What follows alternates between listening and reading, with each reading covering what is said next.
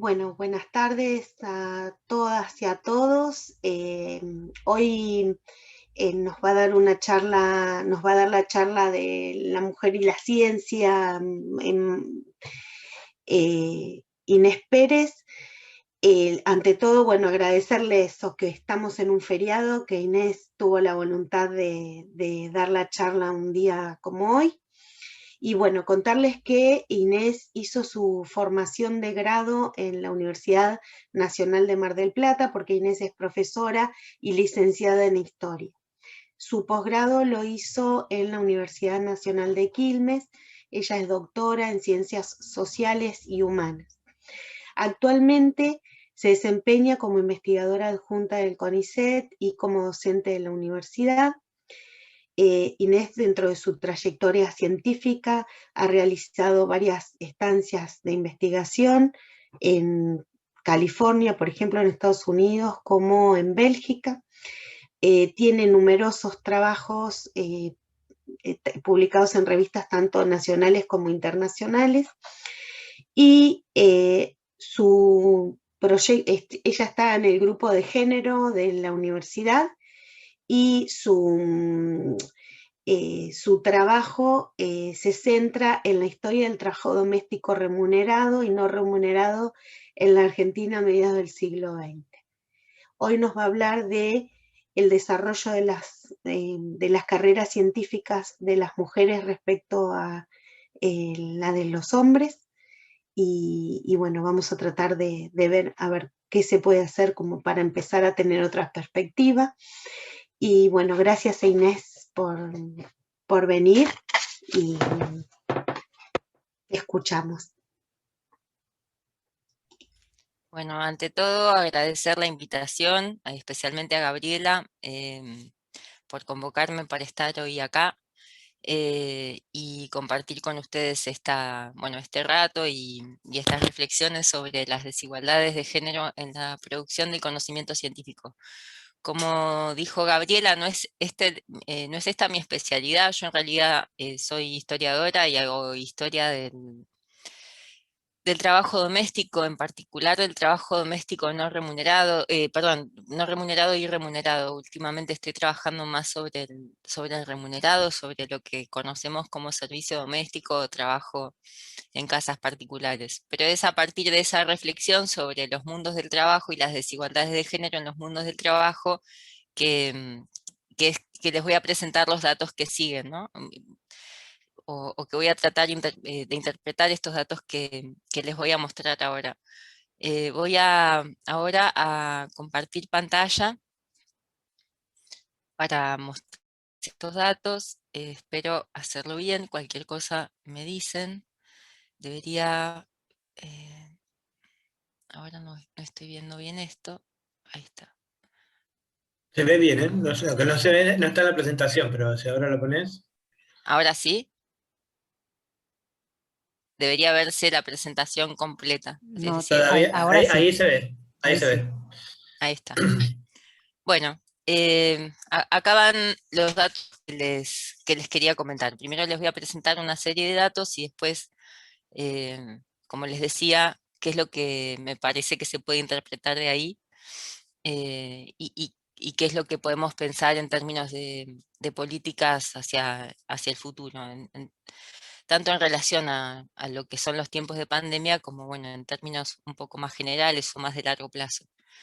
Estos datos son, est- en particular estos que vemos ahora y otros que voy a ir presentando después, son de un informe que tienen acá abajo los datos, se puede buscar, está disponible en internet. Es un diagnóstico que hizo el propio Ministerio de Ciencia, Tecnología e Innovación sobre el lugar de las mujeres en el sistema científico y que salió publicado hace unos meses, entonces tiene datos muy actuales. Y acá lo primero que tenemos para ver son el porcentaje de mujeres y varones ocupando algunos lugares claves, sobre todo en el sistema universitario. Los gráficos que tenemos son de el lugar de secretarios, secretarias académicos o académicas, secretarios y secretarias de ciencia y tecnología, vicerrectores y rectores. y como ustedes pueden ver, aunque hemos ganado mucho espacio las mujeres en algunos lugares, en particular como secretarias académicas y como secretarias de ciencia y tecnología, en los puestos de mayor jerarquía en el sistema universitario todavía ocupamos un porcentaje bastante menor de los lugares. En el caso de los vicerrectores hay solo un 30% de mujeres ocupando ese lugar en la actualidad en la Argentina, y en el caso de los rectores el porcentaje de rectoras es todavía mucho menor, es solo del 11%. Cuando se miran en conjunto estos cargos en general, acá lo vemos abajo en este otro gráfico, no, el porcentaje de mujeres en estos puestos, en estos lugares de autoridad, es sensiblemente menor al que ocupan los varones. Eh, Eso es en el sistema digamos, en el sistema Sí, yo universitario. estoy escuchando, amor, estoy... Perdón. Seguís hablándome, yo sin escuchar. Candela, me parece... Ahí está, había alguien que se le había prendido el micrófono. Bueno, como ustedes saben, para hablar del sistema científico en Argentina tenemos que hablar de las universidades y tenemos que hablar del CONICET. Estimo que la gente que está hoy participando de esta charla está muy familiarizada con el escalafón del CONICET, entonces creo que no es necesario Sí. explicar, que no es necesario explicar ese escalafón.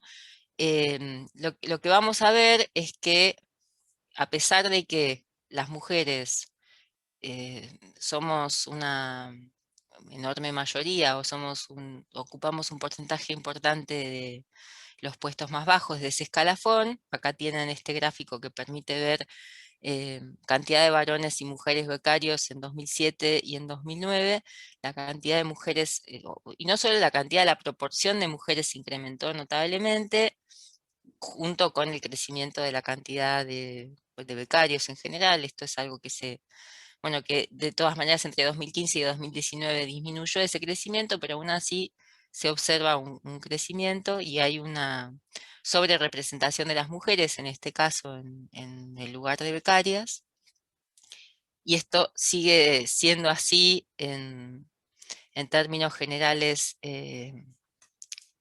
perdón, en términos generales, en los puestos más bajos del escalafón de investigador científico, de la carrera del investigador científico, acá estos números lo muestran un poco mejor.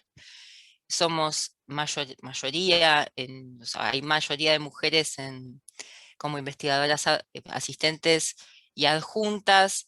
Ya en independientes es más paritario, pero son mayoría los varones, y en los puestos de mayor jerarquía, es decir, en investigadores principales y superiores, son abrumadoramente mayoría los varones.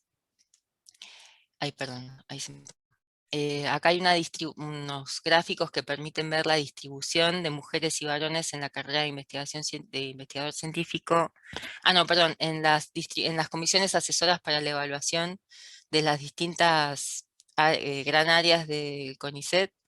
Y acá se puede ver otra cosa interesante, que es que hay mayoría de mujeres en las comisiones de Ciencias Sociales, Humanidades, Desarrollo Tecnológico y Social, y ya en las otras grandes áreas tenemos un lugar menor, y el lugar de menor representación lo tenemos en la Comisión de Ciencias Agrarias e Ingenierías.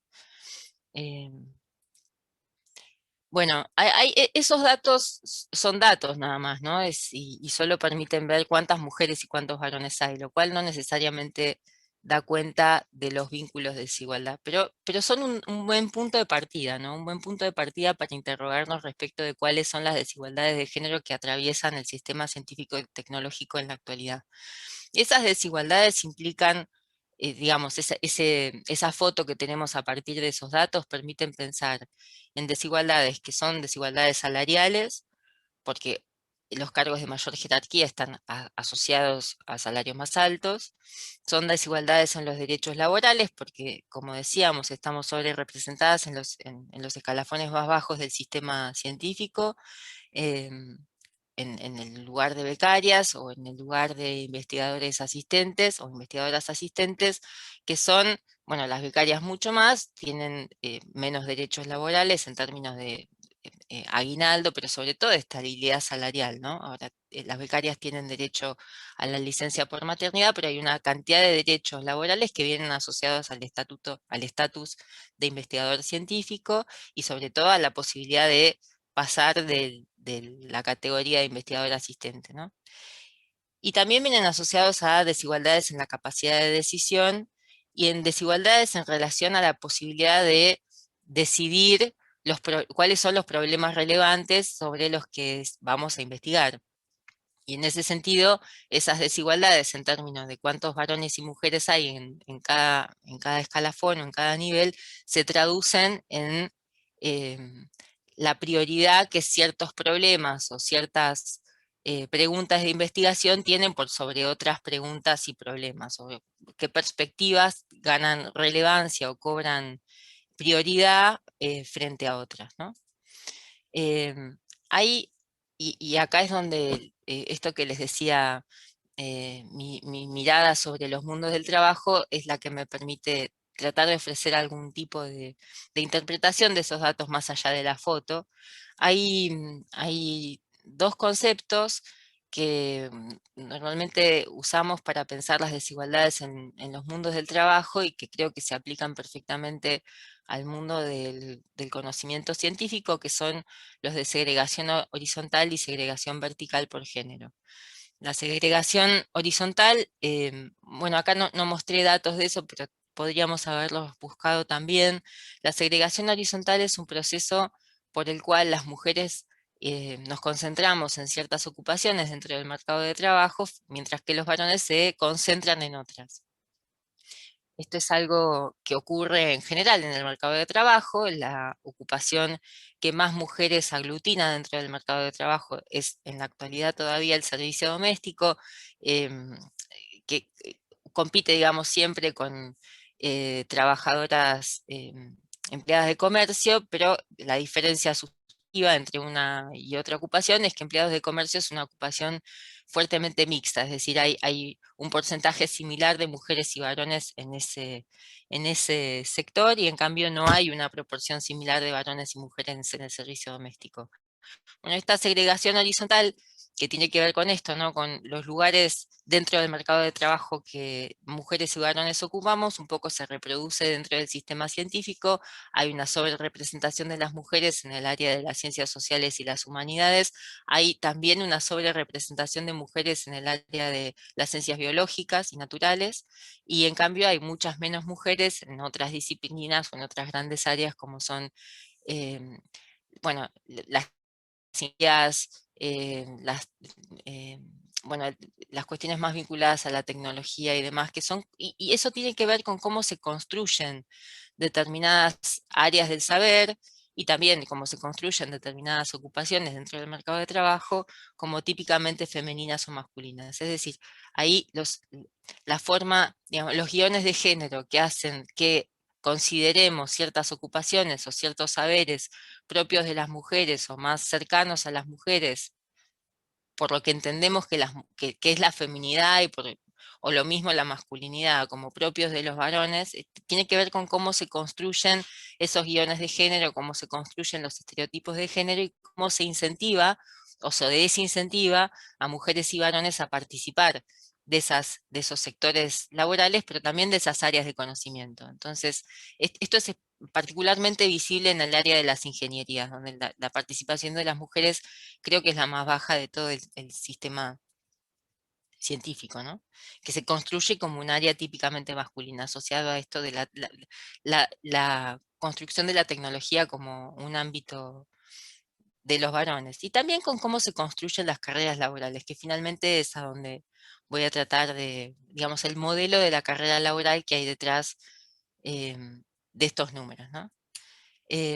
Perdón. esto es importante también marcarlo. Las desigualdades, perdón, hablé de la segregación horizontal y no hablé nada de la segregación vertical. Bueno, la segregación vertical tiene que ver con cómo hay un concepto que seguramente todos habrán escuchado nombrar alguna vez, que es el del techo de cristal, como las mujeres llegamos hasta ciertos puestos, en general, bueno, en distintos sistemas, digamos, en el mundo empresarial, pero esto también se reproduce en el sistema científico. Y eso nuevamente tiene que ver con, no con diferencias en los niveles de formación, que es una de las explicaciones clásicas, y de las explicaciones que más han tenido, que más fuerza han ganado, sobre todo desde ciertas perspectivas ideológicas y desde ciertas perspectivas de lo que es la economía, específicamente de la economía neoclásica, esas desigualdades entre los varones y mujeres en el mercado de trabajo han sido explicadas por la diferencia en los niveles de formación. Pero a partir de análisis empíricos, se ha demostrado que con igual formación o con mayor formación, las mujeres igual ocupan puestos de menor jerarquía que los varones. Entonces, en realidad no tiene que ver con la formación o con esta idea de la inversión en la propia formación, sino que tiene que ver con cómo juegan los estereotipos de género a la hora de promover a determinados trabajadores y no promover a otros. Y en parte tiene que ver también con esto que decíamos, el modelo androcéntrico, que en el sistema científico está particularmente marcado. El modelo en torno del que se construye la carrera del investigador científico es un modelo de una persona que no solo es varón en términos de, bueno, esto que decíamos, la asociación de ciertas áreas del saber o de ciertos lugares a la masculinidad, sino que además es androcéntrico porque es un modelo de trabajador, un modelo de investigador que no tiene obligaciones de cuidado muy marcadas. Entonces, esto responde, como decíamos, a estereotipos de género, a situaciones de violencia que no hay que desmerecer y frente a las cuales ahora el CONICET está tomando una serie de medidas, una serie de políticas, y a desigualdades que surgen de la división sexual del trabajo. Esto que decíamos, la construcción del modelo del investigador científico como alguien que no tiene responsabilidades de cuidado muy marcadas. Eso que llaman amor es trabajo. Bueno, a veces me parece que la mirada dicotómica tiende a simplificar. Yo creo que es amor muchas veces, pero eso no hace que no sea trabajo también. Es amor y es trabajo en muchos casos. Y a veces es trabajo y no es amor. Pero bueno, esa es otra cuestión. Em, Acá viene toda una discusión respecto de por qué deberíamos considerar trabajo a lo que hacemos en nuestras casas, aunque lo hagamos por amor, digamos, ¿no? A todo aquello que hacemos para que la vida se sostenga en nuestros hogares y que otras personas también hacen para que la vida se sostenga en nuestros hogares, mayormente otras mujeres.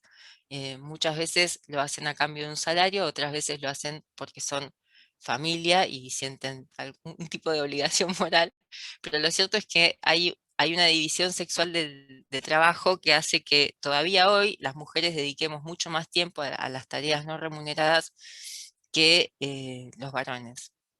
¿Por qué decimos que debería considerarse como un trabajo? Bueno, porque es una actividad que no se hace o no se hace solo en provecho propio, ¿no? Se hace en provecho en general del grupo familiar, pero también en provecho, digamos, del conjunto social, ¿no?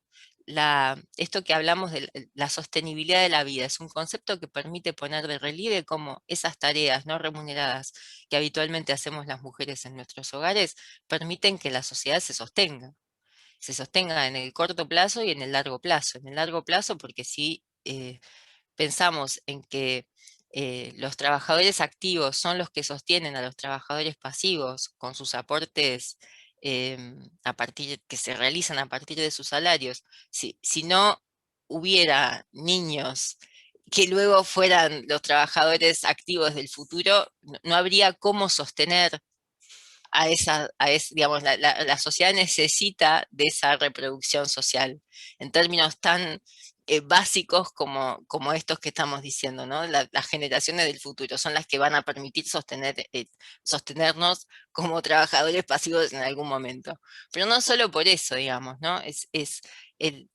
No hay trabajador que pueda subsistir sin que alguien cocine, sin ropa limpia, sin una casa en donde dormir. Alguien tiene que hacer ese trabajo. Alguien tiene que hacer eso para que todos subsistamos, digamos, para que haya trabajadores. Alguien lo tiene que hacer. En muchos casos se paga por ese trabajo, pero si se pagara por todo el trabajo que se hace, se evidenciaría quizá de un modo mucho más visible cuál es el aporte a la economía del trabajo no remunerado de las mujeres. Entonces, es una actividad que no se realiza, por lo menos no solo en provecho propio, requiere tiempo y energía, mucho tiempo y energía. En este sentido, no es una actividad de ocio, porque no es puede ser que disfrutemos de hacer algunas de esas cosas. Puede ser que alguna o alguno de los que están escuchando hoy le guste cocinar o le guste limpiar. Que te guste hacer tu trabajo no quiere decir que no sea un trabajo. No es algo que si dejas de hacer, se nota que falta hacerlo. Hay que hacerlo, quieras o no. Entonces eso hace que no se lo pueda definir como una actividad de ocio. Y como decía, forma parte de una división sexual del trabajo que supone que hay digamos, que hay sujetos que se construye a los que se le adjudica socialmente la responsabilidad de hacer ese trabajo, así como hay otros sujetos a los que se les adjudica socialmente la responsabilidad de hacer otros trabajos. Ahí puse una pregunta para pensar si es separable ese trabajo de la persona que lo realiza, un poco para tensionar ciertos discursos que permiten o que proponen pensar que el trabajo doméstico y de cuidados podría mecanizarse, podría separarse de la persona que lo realiza y mecanizarse o tecnificarse de modo tal que no sea necesario hacerlo en algún momento.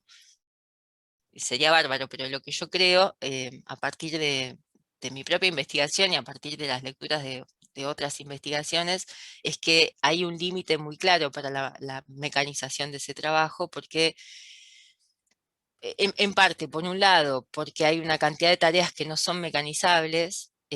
Vos podés tener un lavarropas y eso agiliza el lavado de la ropa, pero tenés que poner la ropa a lavar y luego tenés que colgar la ropa y luego tenés que descolgar la ropa y guardar la ropa y todas esos otros pasos. Bueno, el lavarropa simplifica, por supuesto, una parte y hace que lavar la ropa hoy sea mucho más sencillo que hace no sé, 80 años, pero no hace que, no elimina completamente el tiempo y el esfuerzo que tenemos que dedicarle a esa tarea. Y eso ocurre con casi todas las tareas que podemos pensar en relación al trabajo no remunerado que realizamos en nuestros hogares. Pero además hay otra dimensión que es el cuidado. Buena parte de ese trabajo no es mecanizable porque es un trabajo que requiere de la presencia de otra persona atendiendo a las necesidades de personas que no pueden valerse por sí solas. Y acá hay esto es un paréntesis y puede ser un paréntesis larguísimo porque esto es de lo que quizás más me guste hablar, pero prometo tratar de hacerlo corto. En general, todas las personas necesitamos cuidado. Me parece una falsa idea de que hay personas dependientes y personas autónomas. Lo cierto es que a lo largo de nuestro curso vital, todos hemos necesitado, todes hemos necesitado de cuidado en algún momento de nuestra vida, con mayor o menor intensidad, digamos, ¿no? Es posible que una persona adulta, qué sé yo, que no tenga una limitación física concreta, una discapacidad o lo que fuere, pueda valerse más fácilmente por sí misma, que necesite menos cuidados que otra, pero en ese momento de su vida, si uno lo piensa a lo largo del curso vital, en realidad siempre todos dependemos de otras personas, todos necesitamos de otras personas y todos necesitamos de cuidados de otras personas. Con lo cual creo que ahí hay una una cosa bien interesante para poner en discusión, que es cómo pensamos a los sujetos, cómo nos pensamos como personas, y las limitaciones del concepto de individuo y de la idea de la autonomía del individuo para pensar en estos temas, ¿no? Pero bueno, eso es un paréntesis que podría ser mucho más largo, no me quiero meter ahí ahora porque si no seguimos ahí para siempre. Pero bueno, entonces, ¿por qué se lo considera trabajo? Por todas estas razones. Lo cierto es que el hecho de que ese sea un trabajo y que haya una división sexual que socialmente nos adjudique a las mujeres una mayor responsabilidad para realizarlo, tiene un impacto directo sobre nuestras carreras laborales, sobre la de todas las mujeres. Lo que pasa es que no de igual manera sobre todas las mujeres, ¿no? Entonces, sobre las mujeres de menores recursos económicos, lo que ocurre, ese impacto se traduce en una brecha muy importante respecto de los varones en términos de la participación en el mercado de trabajo. Las mujeres de menores recursos económicos que tienen una enorme carga de trabajo doméstico, sobre todo cuando tienen niños, cuando tienen hijos, una enorme carga de trabajo doméstico y de trabajo de cuidados, em, dejan de participar del mercado de trabajo, porque las opciones que tienen en el mercado de trabajo son muy limitadas, pagan muy poco y entonces terminan haciendo una cuenta que es que cambian la plata. Si salen a trabajar, la plata que ganan la tienen que usar para pagarle a alguien que le cuida a los nenes cuando están laburando, con lo cual la cuenta da mal y entonces terminan retirándose del mercado de trabajo, acentuando su nivel de dependencia económica respecto de sus parejas, respecto de, bueno, eh, de quienes aportan dinero a sus hogares, ¿no? Pero como les decía, aunque esto impacta sobre las carreras laborales de todas las mujeres, o de la mayor parte de las mujeres que tienen responsabilidades domésticas y de cuidados no remuneradas, impactan de manera diferencial.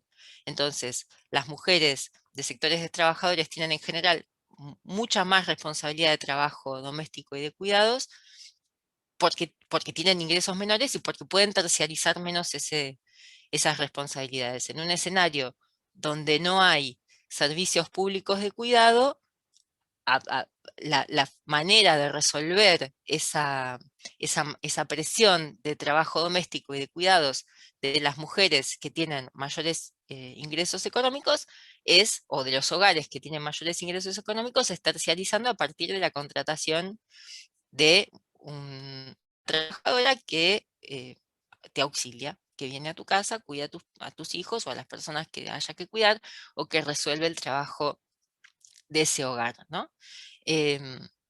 Esa terciarización puede ser vía la contratación de una trabajadora del hogar, o puede ser también vía la contratación también de servicios en el mercado, como pueden ser escuelas privadas que tengan extensión horaria, jardines maternales que tengan un horario mayor al que tienen las escuelas públicas.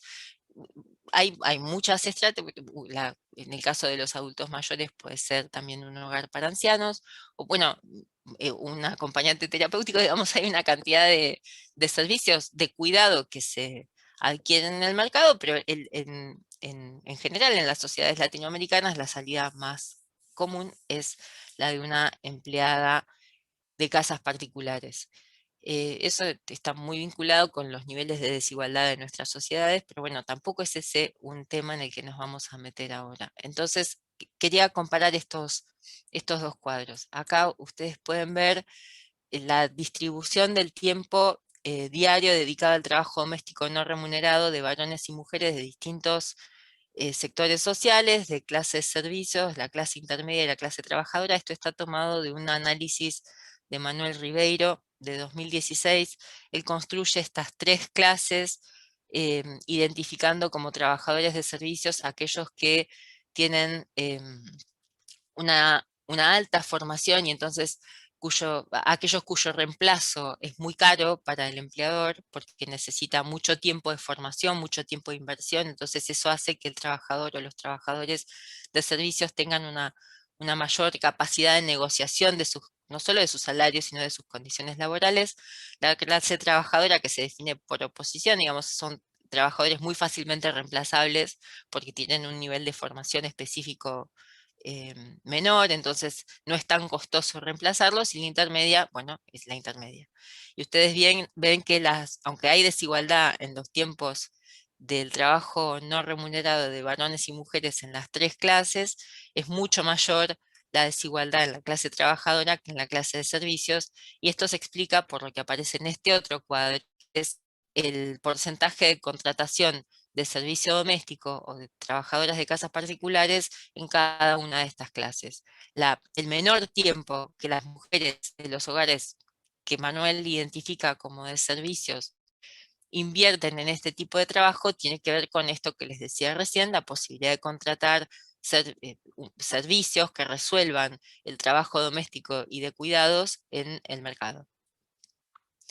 Bueno, esas desigualdades, bueno, esto decíamos, ¿no? Tiene un impacto en las carreras laborales de las trabajadoras, las de menores recursos y las de mayores recursos. ¿Cuál es el impacto en las trabajadoras de mayores recursos? Bueno, las trabajadoras de mayores recursos pueden terciarizar una parte de ese trabajo, pero hay una parte de ese trabajo que no es terciarizable.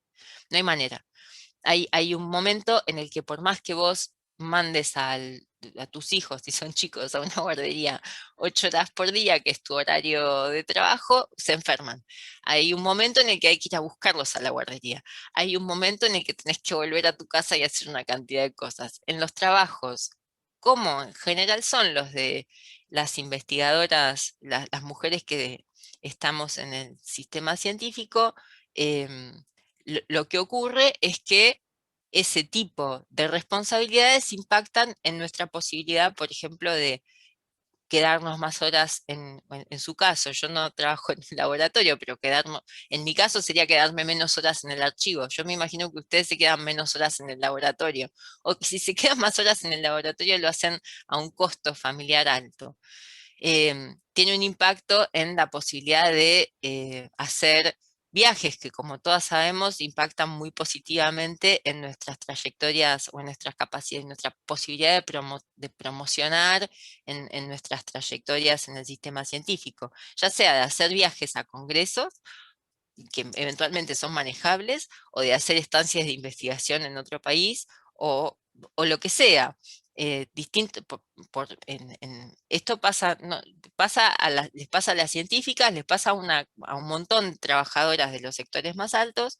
Hay parte de ese trabajo doméstico y de cuidados que se puede terciarizar, y hay una parte que no se puede. La función del cuidado, que quizás hasta ahora no había sido tan evidente, tengo que poner continuo, perdón, que quizás hasta ahora no había sido tan evidente en términos del debate público, no sé si en términos de las estrategias de cada uno, pero del debate público seguro no, y ahora me parece que eso está más en la mira, cómo la escuela efectivamente cumple ese lugar y permite que muchas personas, en particular muchas mujeres, puedan resolver esto de manera más sencilla, con complicaciones, pero de manera más sencilla. Bueno, la suspensión de las clases presenciales durante muchos meses, bueno, casi todo el año pasado y este año algunos meses también, bueno, en distintos lugares con diferencias y tal, como todo el mundo ya sabe, puso muy en evidencia la fragilidad de esa distribución del trabajo y las desigualdades que esa distribución del trabajo doméstico y de cuidados conlleva. Bueno, decía por la suspensión de las clases presenciales, después también porque durante muchos meses tampoco las trabajadoras domésticas o las trabajadoras de casas particulares podían ir a sus lugares de trabajo porque tenían que estar confinadas como todo el mundo para prevenir los contagios. Las estrategias de socialización que tenían que ver con que por ahí algún pariente, algún familiar cuidara a los chicos o cuidara a las personas que lo necesitaran durante un tiempo, también se desarticularon en buena medida esas estrategias de conciliación del trabajo remunerado y no remunerado, ¿no? Y eso tuvo un impacto muy fuerte sobre las trayectorias laborales bueno, de muchísimas personas, de muchísimas mujeres, entre ellas de las científicas. Em, y se tomaron también, ¿no? Distintas respuestas o distintas estrategias para dar respuesta a eso, como no exigirles a las trabajadoras, en nuestro caso, no teníamos que ir a nuestro lugar de trabajo, y entonces eso facilitaba ciertas cosas.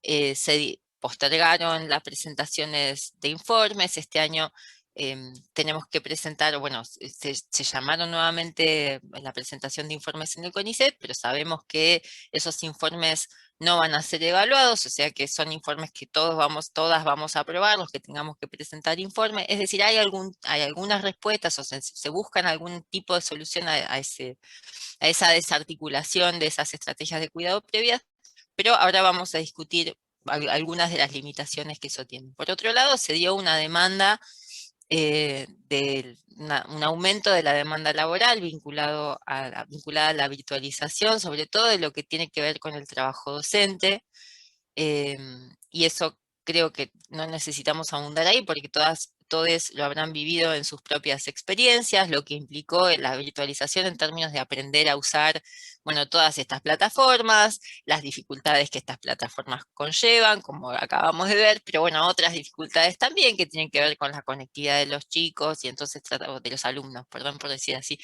de los alumnos, de los estudiantes, problemas de conectividad, entonces la búsqueda de distintas estrategias para que la gente pueda seguir conectada, para que puedan seguir adelante con las cursadas y demás. Todo eso demandó una enorme cantidad de trabajo de parte de las y los docentes, de les docentes, que resolvimos como pudimos, ¿no? Y la superposición, y esto también fue muy evidente, del trabajo remunerado con todo el resto del trabajo que hacemos. Entonces, les habrá pasado a todas, les habrá pasado a todos, que estás dando una clase, una charla o lo que sea, y de repente aparecen tus nenes, bueno, el mundo de tu vida de alguna manera aparece, forma parte de lo que estás haciendo, y muchas veces es muy difícil de resolver.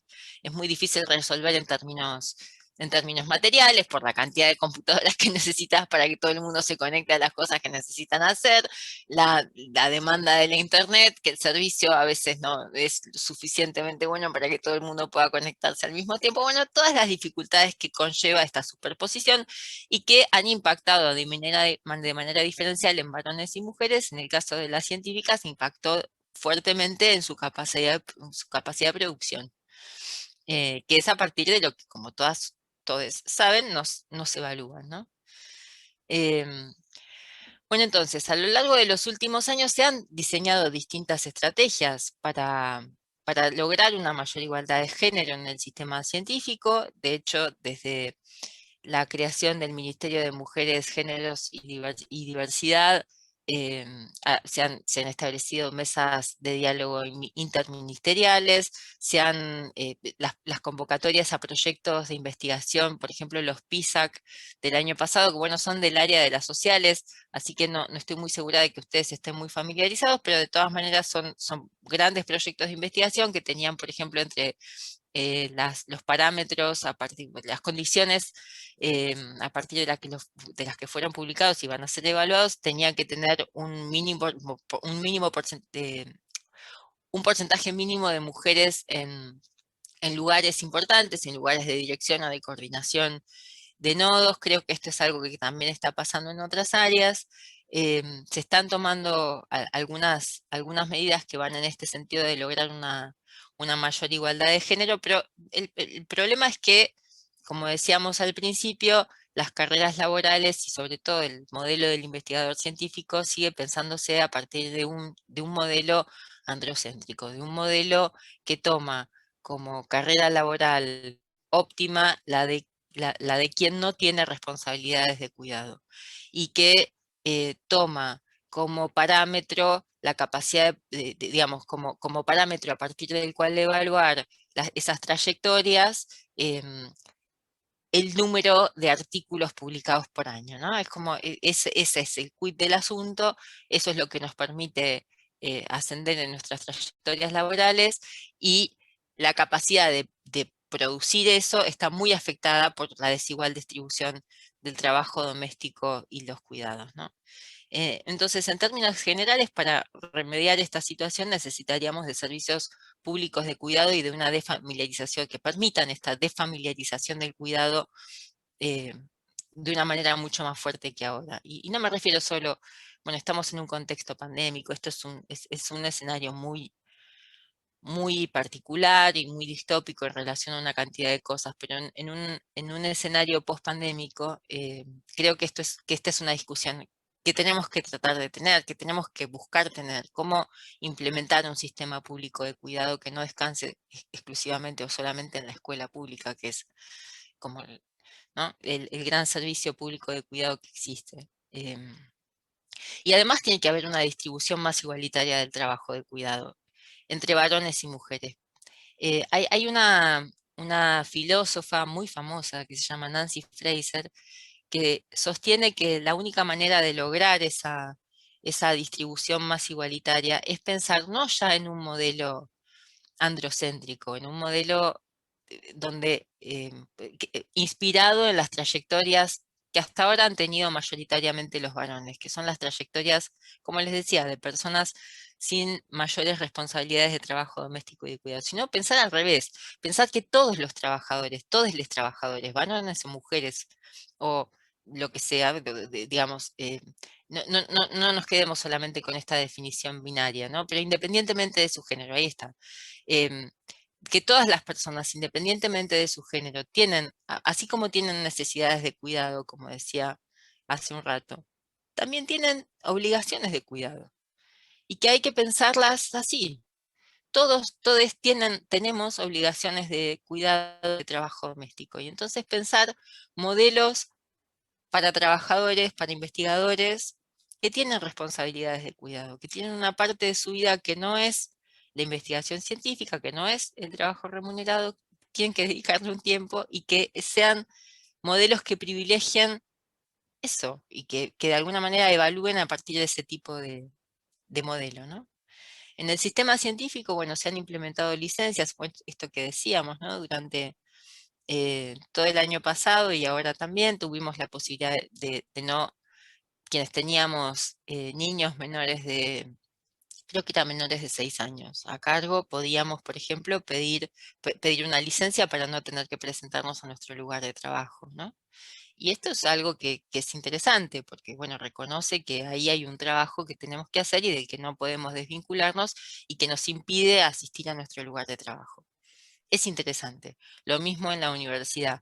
Las personas con hijos menores a cargo podían tomarse licencia en sus cargos docentes. Pero ahí hay una cosa que me parece que hay que discutir también, que es, bueno, es interesante y es positivo, pero también tiene sus limitaciones, porque tomarse una licencia, primero no resuelve, en el caso del CONICET no resuelve el tema de los informes, te tomas una licencia, pero después en un momento tenés que presentar un informe y en general el periodo del informe responde mal al periodo de la licencia. Que es lo mismo que pasa con las licencias por maternidad, porque vos informás el año anterior, pero todos sabemos que vos lo que publicás durante un año no es lo que escribiste ese año, es lo que escribiste el año anterior, porque las revistas científicas tardan un año en evaluarte un artículo, con lo cual hay como un desacoplamiento entre el tiempo de la licencia y el tiempo de los informes y el tiempo de la producción científica. Y además, por la razón que me parece que es todavía más fuerte, que es que todas sabemos que tomarnos licencia tiene un costo. Tiene un costo en la posibilidad, por ejemplo, de promoción. Tiene un costo en que cuando volvés de tu licencia, por más reglamentada que esté, por más legal que sea y por más tu derecho que sea, eso después impacta en tu posibilidad de, en su caso, creo que pesa el lugar que se tiene, que tiene el nombre de cada autor en una publicación. En las ciencias sociales eso pesa menos, pero entiendo que en las ciencias naturales es más así, y entiendo que esto tiene un impacto, estas licencias, estos tiempos fuera del espacio de trabajo remunerado, luego impactan en esa posibilidad de tener un lugar más central en esas publicaciones, o en distintas cuestiones que tienen que ver con esa capacidad de permanencia en el sistema, sobre todo para quienes están en los puestos más vulnerables, como son las becarias o los becarios, y por otro lado, de permanencia y de promoción, para todo el resto de las personas que estamos en el sistema científico. El problema, me parece a mí, son sobre todo, como les decía, los criterios de evaluación y cómo pensar criterios de evaluación que sean no solo más amigables, que estén pensados, que estén diseñados para evaluar las trayectorias de personas que, como les decía, tienen responsabilidades domésticas y de cuidado, ya, independientemente de su género, ¿no? Y por otro lado, políticas de promoción para el colectivo LGTBIQ+, porque esto no hablamos en ningún momento de la charla hasta ahora, en buena medida porque no hay datos, pero porque tampoco hay personas, por ejemplo, no hay personas trans prácticamente, o hay muy pocas personas trans en el sistema científico. Y entonces, en ese sentido, debería haber una política de promoción para que esas personas puedan formar parte del sistema científico. En parte por lo que decía al principio, ¿no? No se trata solo de que podamos participar o de que puedan participar las personas en el sistema científico. Sí, importa esto también, no solo porque hay una desigualdad evidente ahí, importa también por el impacto que las perspectivas de estas personas pueden tener en la producción de conocimiento, pueden tener en términos de privilegiar ciertos problemas, privilegiar ciertas preguntas, privilegiar ciertos tipos de análisis y hacer de esos, bueno, realmente problemas dignos de la investigación. Entonces, producir saber en torno de ciertas cosas que evidentemente ahora no estamos, sobre las que ahora no nos estamos interrogando. Bueno, sin más y a pesar de la interrupción, espero no haberlos aburrido demasiado, se hizo un poco largo y más para un feriado a esta hora, así que bueno, les agradezco mucho que se hayan quedado, que hayan vuelto a entrar al Zoom y que sigan todavía acá. Nosotros te agradecemos a vos, Inés, ante todo. No sé si corresponde pedir disculpas o qué, pero bueno, muchísimas gracias a vos. No sé si quieren hacer preguntas por el chat y que yo las lea, o quieren hacer, si tienen alguna pregunta, todos agradecen, por supuesto. Te agradecen la charla, Inés. La verdad es que todo esto que vos relataste nos pasó a, creo que, todas nosotras, incluido Eduardo, que también tuvo que pasar pasa por momentos de cuidado con su pareja o con su madre. Bueno, unos antes, otros después, siempre tenemos este tema de los cuidados con nosotros. Y está bueno reconocernos que como seres humanos eso es parte nuestra, ¿sí? Y creo, en mi opinión, es muy difícil. Vos fíjate, la audiencia que tenemos, más allá de que somos mayoritariamente mujeres en el instituto, como vos dijiste, solo tenemos un varón presente de todos los varones que componen en el instituto. Entonces, es un camino en el que hay que trabajar, todos los días hay que dar pasos para adelante para poder sumar, ¿sí? Y que se entienda que por ahí la idea es sumar y no dejar de lado. Eso a veces es difícil de poder transmitirlo y que se perciba de esa manera. Yo te quería preguntar, Inés, con respecto a la implementación de la ley Micaela. Viste que acá la directora del instituto, que es Claudia Casalongué, yo no te los presenté. Claudia Casalongué es la directora del instituto, Eduardo Zabaleta es el vicedirector del instituto. Claudia dice: siento la necesidad de pedirle disculpas a Inés, valoro mucho su estabilidad para habernos podido compartir hasta el final tan valiosa charla, muchas gracias. Bueno, yo quería preguntarte, Inés, con respecto a esto de la implementación de la ley Micaela. A nosotros nos pasó algo con respecto a la facultad, viste que fue obligatorio la implementación de la ley de Micaela, es decir, la formación en paridad de género, en cuestiones de género en realidad, en la universidad para los que son funcionarios y demás. Sin embargo, para todo lo que tenía que ver con CONICET, es decir, consejos directivos de unidades ejecutoras y demás, no había nada. Nosotros presentamos en la facultad un proyecto junto con la secretaria académica para que a partir del año pasado, pero con la pandemia se complicó, haya formación de género para toda la gente que esté en cargos directivos y además, más que nada, para la gente que tenga a cargo gente, ¿sí? Y bueno, tenía que ver con eso. Mi pregunta es, vos ves que obviamente que siempre está bueno la formación, pero ¿considerás que los tiempos están dándose de manera muy lenta en los laboratorios, en los centros de investigación? Bueno, Gabriela, primero quiero contestarle a Claudia. Ninguna disculpa, es algo que puede pasar, no sé, no pasa nada. Es parte de lo que ocurre, insisto. Para mí es raro porque si fuera una charla sobre un tema más controvertido, qué sé yo, el aborto o el trabajo sexual o yo qué sé, ahí es más esperable. Era raro que fuera una charla así. Pero bueno, se ve que hay gente que tiene tiempo, qué sé yo, no sé, no pasa nada, no me parece que sea algo por lo que vos tengas que pedir disculpas o el instituto, nada, no pasa nada, es parte de este mundo de Zooms que nos toca. Respecto de la ley Micaela, a mí me parece que es una gran herramienta porque además confía en la posibilidad de transformar nuestras ideas respecto de ciertas cosas, ¿no? A partir de la reflexión, a partir de la información. También creo que es una herramienta que tiene sus limitaciones. Una de esas tiene que ver con lo que vos decís de los tiempos, pero los cambios a los que aspiramos, o a los que yo creo que deberíamos aspirar como sociedad, son cambios de largo aliento, digamos, ¿no? Y son cambios que generan muchas resistencias porque implican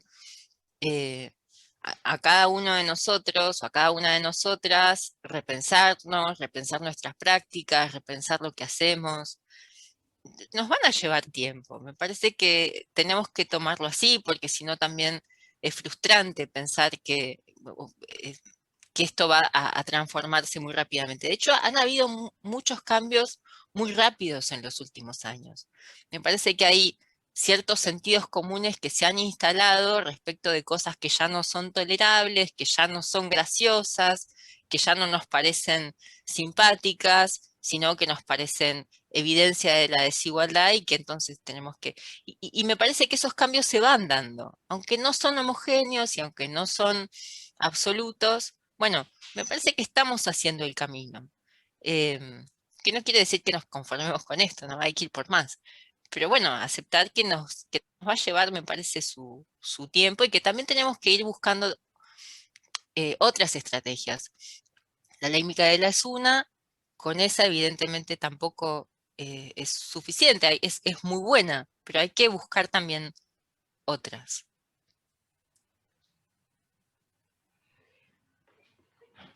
Gracias, Inés. ¿Alguna de ustedes, chicas, y Eduardo y Pablo, quieren hacer alguna pregunta? Lo que iba a preguntar, ahí está Pablo, lo que iba a preguntarte, pero justamente medio que lo dijiste recién, si vos no veías que había habido algunos cambios, porque a mí me parece, por ejemplo, no sé, recién cuando estabas hablando de los cuidados de los niños, que no van a la escuela o que van a la escuela raro, digamos, nada, yo me acordaba de Ignacio, que no está, un chico que lo conocen todos, que él se queda a cuidar a los chicos porque la esposa trabaja en un hospital que obviamente tenía que estar presencial casi todo el tiempo.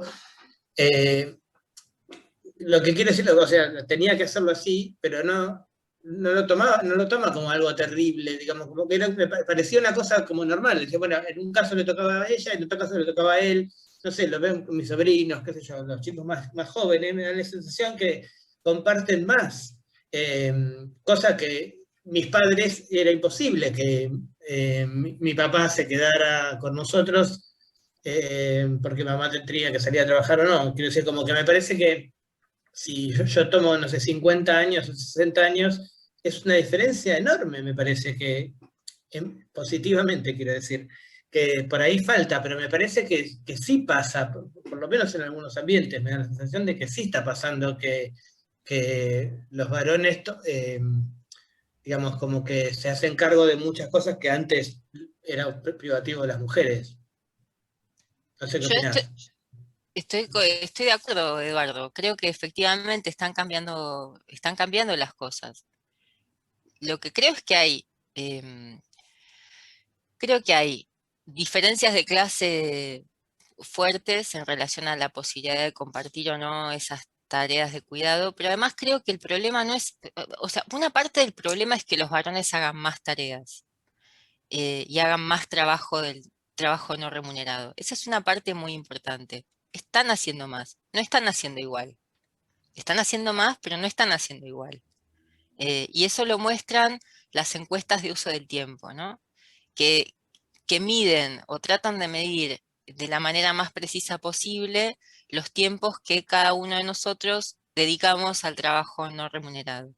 Esto es algo que a mí siempre me gusta decir eh, porque permite trascender los casos individuales. Por supuesto puede haber casos de mucha mayor igualdad, no sé, hogares o parejas que son más igualitarias o que incluso en las que incluso se invierten estos roles tradicionales. Eso por supuesto puede pasar, ¿no? Y me parece que hay mucha más flexibilidad en términos de los discursos de género para aceptar que eso pueda ser visto como algo normal y no problemático.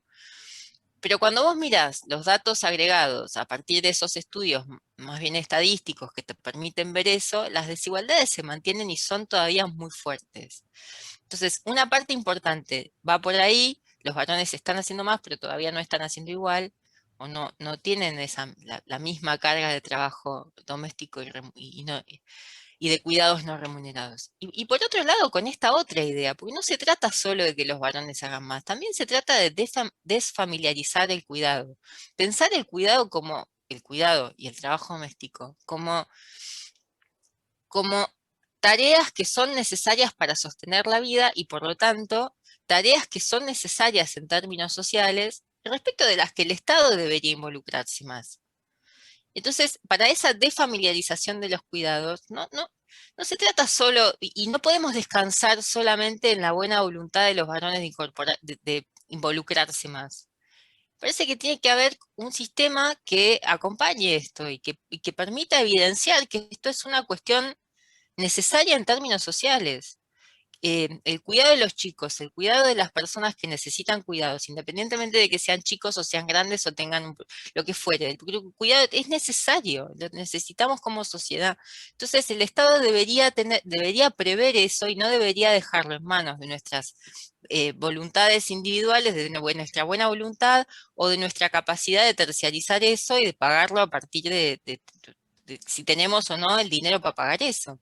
Entonces, son como dos cosas importantes. Por un lado, esto que estábamos diciendo, en términos agregados, las desigualdades siguen siendo muy notorias, y por otro lado, la necesidad de pensar un sistema público de cuidado que de alguna manera permita pensar esto de manera más igualitaria, ¿no? Y retomando lo que decías, yo creo que efectivamente ha cambiado, pero me parece a mí todavía no lo suficiente. Y en relación específicamente a lo que es al mundo científico, las promociones, la permanencia en el sistema científico sigue pensándose a partir de un modelo de alguien que no tiene responsabilidades domésticas, que no tiene que cuidar a nadie. Entonces, las evaluaciones, las promociones, en algún momento incluso se empezó a discutir, que yo después no sé en qué nivel de qué nivel de relevancia tuvo finalmente, pero se empezó a discutir que para el ingreso a la carrera de investigador científico las personas tenían que tener una estancia en el exterior. Eh, eh, es bárbaro tener una estancia en el exterior, aprendes muchísimo en una estancia en el exterior. Yo no estoy en contra para nada de eso, absolutamente a favor de eso.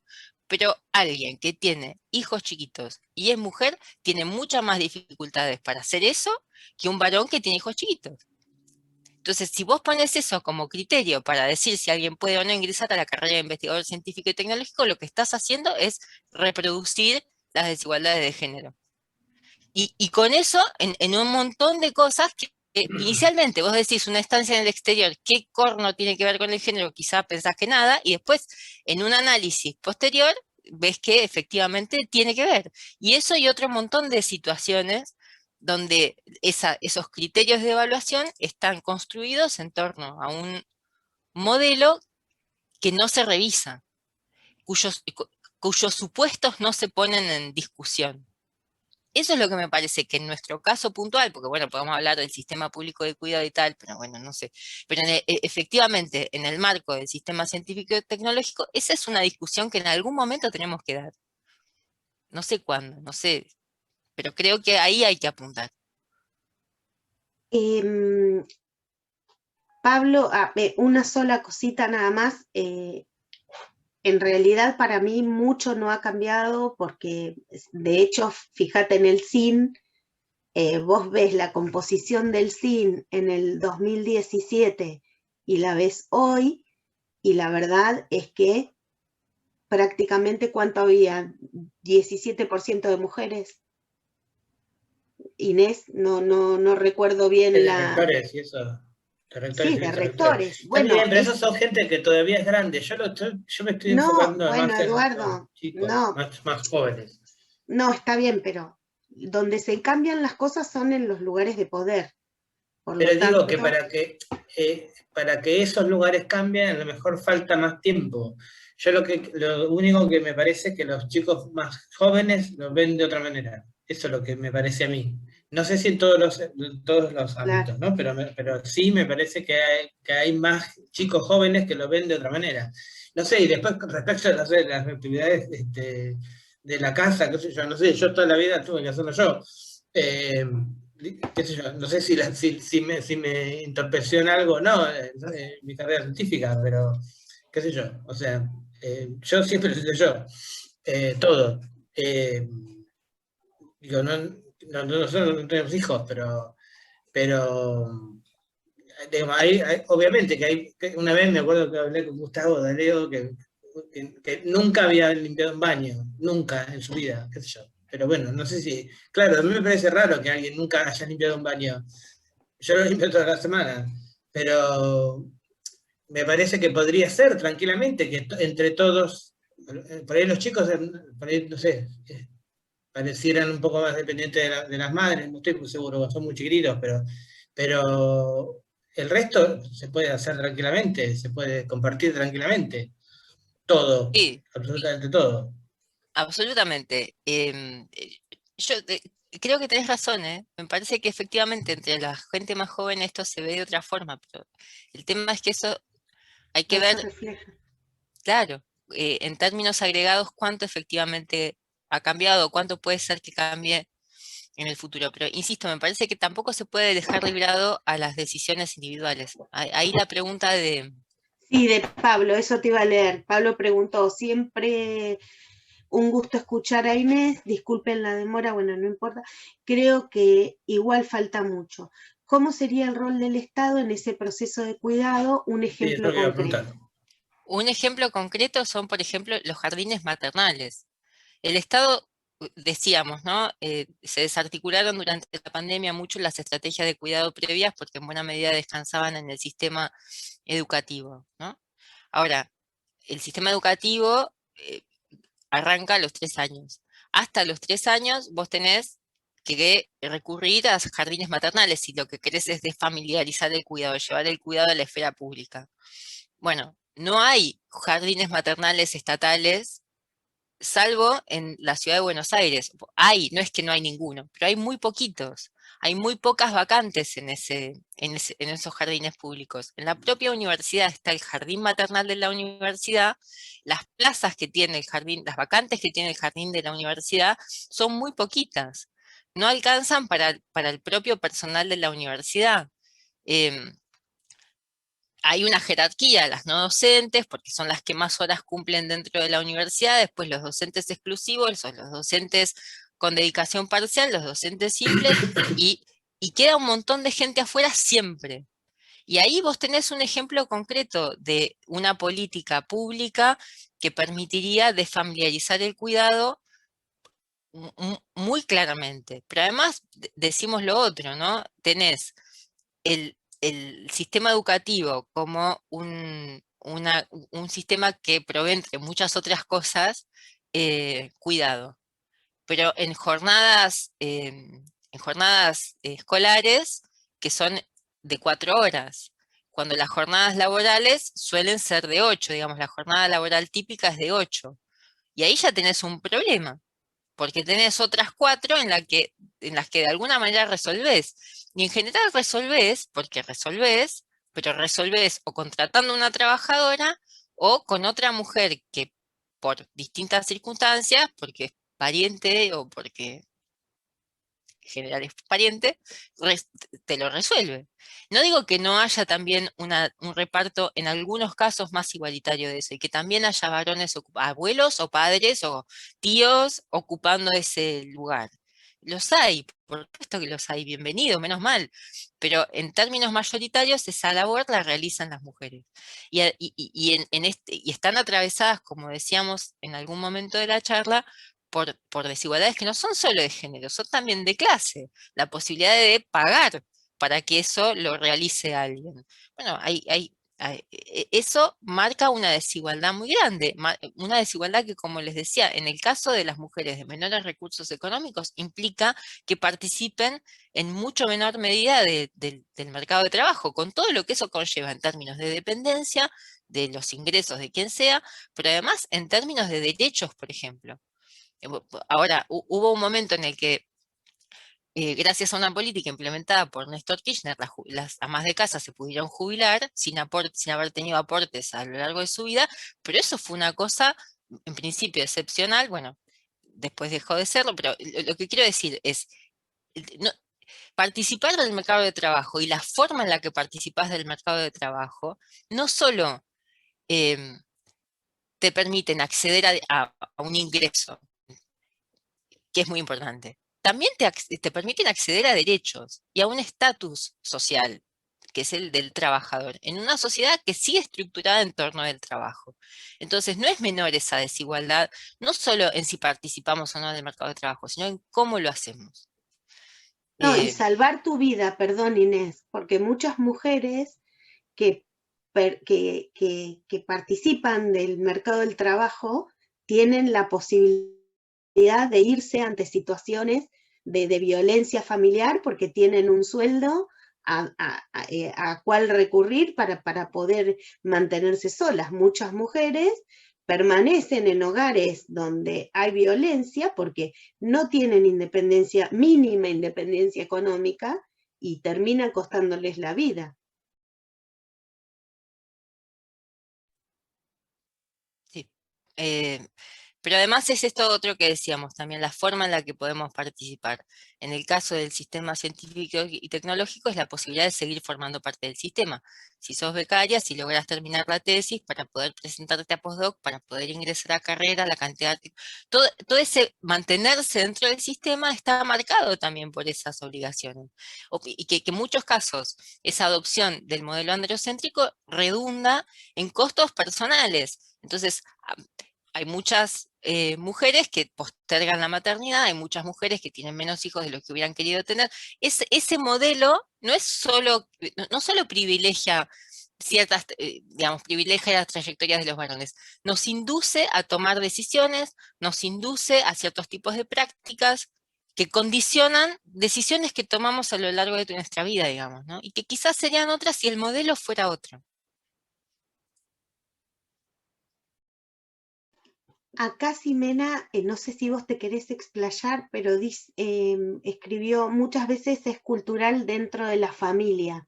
Sí, Hablabas de los temas de cuidado, Xime. cuando no comentó Eduardo lo de que él limpiaba el baño, o sea, no, las cuestiones de a veces cuando hay acciones que hacen los hombres en el hogar o cuidado de niños, a veces es como cultural dentro de una familia. Por ejemplo, a mí muchas veces me ayuda mi mamá con las nenas o lo que fuera, pero mi mamá no puede porque está haciendo otra cosa y viene mi papá, y mi papá no tiene ningún tipo de problema de venir y cuidar a las nietas, al contrario, le encanta, pero bueno, es cultural, digamos, a veces en las propias familias, o uno ve eso en los gestos. O sea, yo nunca vi una acción machista ni nada por parte, digamos, de mi papá, y nunca se vio a mi alrededor en esa, y entonces por eso es como, digamos, lo veo natural que no se lo tenga que ni pedir. Él se viene y me ofrece y me dice, no, mamá no puede hoy, tengo que ir yo, me dice, ya de entrada, porque tiene que ir mi mamá a la peluquería, por ejemplo. Yo lo que me parece que sería importante que tratemos de no pensarlo. Hay como dos cosas que me parece importante. Por un lado, revisar o pensar esta pregunta. A mí me parece que cada vez que hablamos de estas cosas de género, una pregunta que se nos aparece es si nuestros comportamientos son o no machistas, patriarcales, en nuestra familia, ¿qué hacemos? Qué sé yo. Y me parece que más que preguntarnos si somos o no machistas, o si reproducimos o no el patriarcado, deberíamos preguntarnos en qué medida reproducimos el patriarcado o somos machistas. Porque la verdad es que ninguno de nosotros, ninguna de nosotras tampoco, vivimos en una sociedad que es una sociedad patriarcal, aunque quizá es más igualitaria que la de hace 80 años, como decía Eduardo, pero de todas maneras sigue siendo una sociedad patriarcal. Y por más reflexivas y reflexivos que seamos, y por más igualitarios que sea nuestro pensamiento, no hay manera de que salgamos de esa sociedad. O sea, somos eso y reproducimos eso hasta cierto punto. Y podemos limitar lo que reproducimos hasta cierto punto, pero en todo caso mediante un proceso reflexivo, ¿no? De revisar y de ver.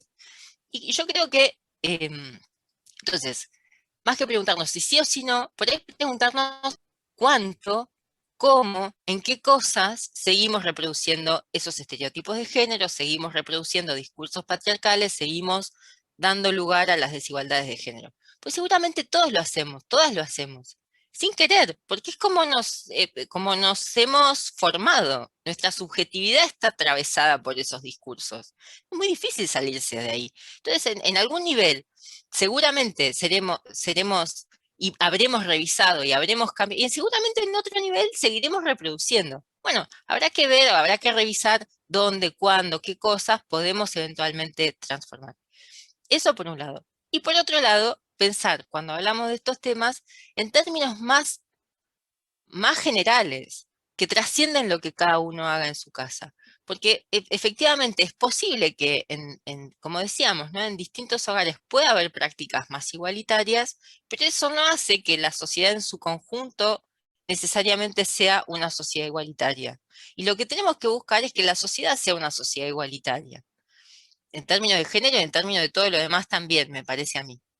No solo en términos de género. No es una cuestión de varones y mujeres y acá se terminó. Es una cuestión de pensarnos como sociedad en términos más igualitarios. Y cómo en todo caso, esas desigualdades de género se articulan con otras, que son de clase, que tienen que ver con el origen migratorio, que tienen que ver con la edad, que tienen que ver con otro montón de elementos. Claudia, sí. Sí, me gustaría hacerle una pregunta directa. Sí, gracias Inés, tan interesante. No, respecto, es que acuerdo muchísimo con lo que lo reiteraste varias veces en cuanto a esa institucionalización, ¿no? Hacer el problema con ese alcance más cabal de la sociedad. Entonces, cuando como científica y científicos, entiendo que nuestro reclamo está dirigido a las instituciones, bueno, CONICET, las universidades, pero pienso en tantas mujeres que no son científicas y entonces, ¿cuáles serían en términos institucionales los que tendrían a mano la mayor cantidad de mujeres posibles? Porque, a ver, estoy pensando en empleadas de comercio, por ejemplo. Uno dice, como científica le reclamo al CONICET la mirada delicada que pueda tener para nuestras licencias por maternidad, nuestras estadías en el exterior, y entonces lo pedimos en términos de evaluación, que cambien las reglas, que sean como más compasivos o comprensibles de esas instancias que son propias de la mujer como la maternidad. Pero me pregunto, ¿cómo se institucionaliza socialmente la misma situación para tantas mujeres que por ahí no pertenecen a una institución científica o educativa o... Bueno, depende, vos podés pensar reclamos sectoriales que podrían articularse mediante los sindicatos en convenios colectivos de trabajo que tuvieran en cuenta estas demandas, o podés pensarlo en términos todavía más generales, con legislación atenta a este tipo de cuestiones en términos del mercado de trabajo, por ejemplo, regulando, digo, si la ocupación que más mujeres reúne dentro del mercado de trabajo es el trabajo en casas particulares, bueno, regular ese trabajo de manera que tengan salarios adecuados y proporcionales a la importancia del trabajo que realizan y no a la forma en la que históricamente fue construido como un trabajo devaluado. Ay, gracias. Eso, por ejemplo. Me faltaba la figura, serían los sindicatos. ¿Y cómo ves vos? Pero no solamente, porque esos serían reclamos sectoriales, pero vos podés pensar, insisto, legislación, por ejemplo. Y la legislación de una, ¿no?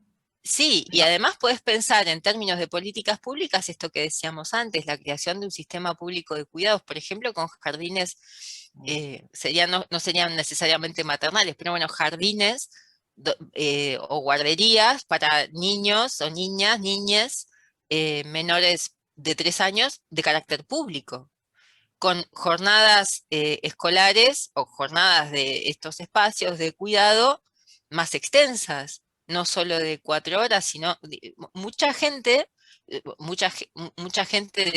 sectores medios que pueden pagar una cuota de una escuela, eligen el colegio privado porque tiene la extensión horaria, que se corresponde con la jornada laboral de los padres. Bueno, eso es lo que les permite a esas personas que pueden pagar esa cuota tener una jornada de trabajo remunerada. Pero las personas que no tienen la posibilidad de pagar una cuota tienen que resolverlo de alguna forma. Si hubiera no sé si una jornada escolar más larga necesariamente, pero un sistema público de cuidado para esos niños o niñas o niñes cuando terminan la jornada escolar, eso permitiría un tipo de inserción en el mercado de trabajo distinta. Y también tiene que, insisto con esto, no se trata solo de desigualdades de género, como decíamos antes. Hay que repensar, me parece, en algún nivel, las desigualdades que atraviesan el mercado de trabajo. El trabajo informal es muy extenso en nuestro país, y eso hace que un montón de gente no acceda a derechos laborales fundamentales. Entonces vos me dijiste lo de las empleadas de comercio, y por eso yo te respondí con lo de los sindicatos. Pero para las trabajadoras, y los trabajadores informales, los sindicatos no necesariamente son la forma, digamos, ¿no? Claro, entonces hay que pensar, me parece, de manera también más integral, soluciones que permitan pensar en mayor igualdad de género, pero también en mayor igualdad en otros términos. Y que puedan... Perdón. Sí, no, sí, Eduardo, por favor. Que se dio terrible, que digamos, toda esa gente que está trabajando informalmente, no sé, yo estuve muy cerca del colectivo, digamos, de artistas, que quedaron sin nada, o sea, como cuando se hizo la fase más dura, quedaron sin nada. O sea, después aparecieron esas pequeñas ayudas de ellos, pero en realidad muchísima gente al principio no lo recibió, y que quedaron en que había ciertas organizaciones que daban comida. Sí. Digamos, y quedaron nada, o sea, no hubo, nosotros cobrábamos todos los meses. Sí, pero eso hablando en tiempos de pandemia, pero incluso en tiempos... Pero yo imagino... se vio lo que había, cómo estaba, porque se evidenció, no sé cómo decirlo de otra manera, digamos, se puso blanco sobre negro. O sea, toda esa gente que estaba ahí trabajando, y que, no sé, qué sé yo, los artistas callejeros que iban en un semáforo, el 21 de marzo no pudieron ir más. Y no tenían nada. No. A lo que me refiero, sobre todo con la distinción entre el mercado de trabajo formal e informal, es que me parece que hay que pensar no solamente en modificar la legislación, porque la legislación laboral alcanza solamente a los que están registrados, Claro. sino que hay que pensar de manera más integral para buscar políticas. Yo no necesariamente sé cuáles son, yo solamente puedo imaginar esta que les decía recién, así, pero creo que en todo caso hay que poner cabeza ahí para pensar cuáles serían las políticas que permitan también llegar a esas personas a las que el derecho laboral finalmente alcanza muy, muy tangencialmente. Bueno, yo una sola mínima acotación y por ahí Claudia, en la palabra que utilizó cuando habló de que esas políticas más piadosas, bueno, en cuanto al CONICET, en cuanto a esto de las licencias y demás. Bueno, las mujeres yo creo que no necesitamos que sean piadosos con nosotros. Lo que necesitamos es que tener los mismos derechos, ¿sí? Y por ahí lo importante sería, en el caso del CONICET, es cuánto le importa al CONICET tener la mirada de la mujer para hacer ciencia, ¿sí? Y eso me parece que es lo importante. ¿Cómo está compuesto el consejo directivo del CONICET? ¿Cuántas mujeres hay en el consejo directivo del CONICET? Que ahí vamos a encontrar una desigualdad total también.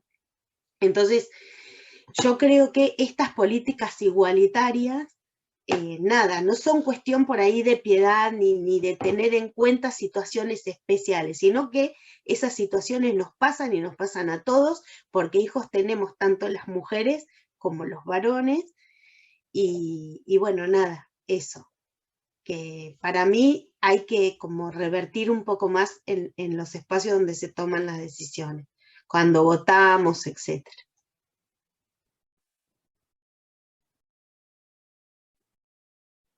Bueno, Inés, no sé si alguien más quiere hacer alguna pregunta o no sé.